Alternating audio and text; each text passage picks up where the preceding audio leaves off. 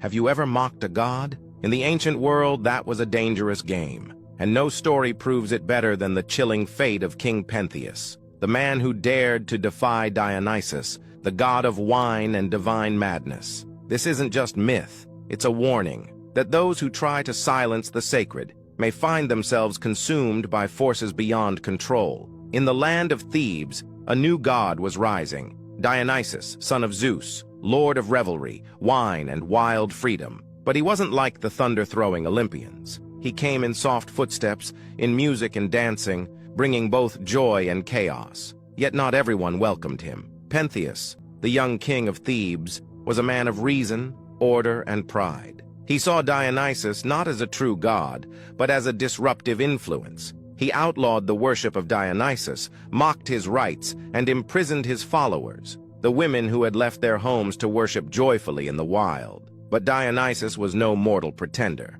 Disguised as a soft-spoken stranger with golden hair and mysterious eyes, the god allowed himself to be captured. He stood calmly before Pentheus, offering strange and unsettling words. Pentheus laughed. He saw no threat. But then, the palace trembled, walls cracked, shadows twisted, and in a blink, the stranger was gone. Still, Pentheus refused to believe. Still, he tried to control what could not be controlled. Dionysus, now fully revealed in divine form, had one final lesson to teach. He offered Pentheus a chance to see the worshippers for himself, the Maenads dancing in frenzy on Mount Cithaeron.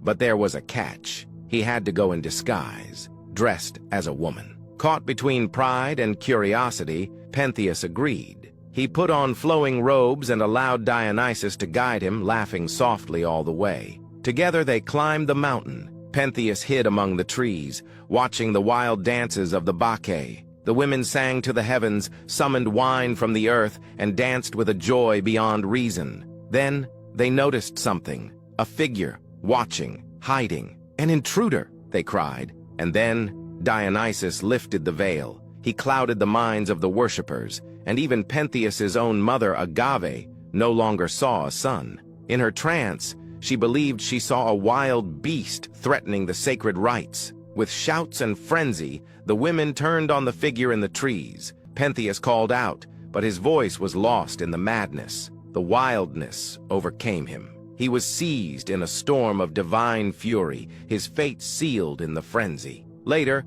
Agave emerged from the mountain carrying what she believed was a victorious trophy, a symbol of her devotion to the god. But as the trance lifted and the sun rose, she looked down and saw the face of her son.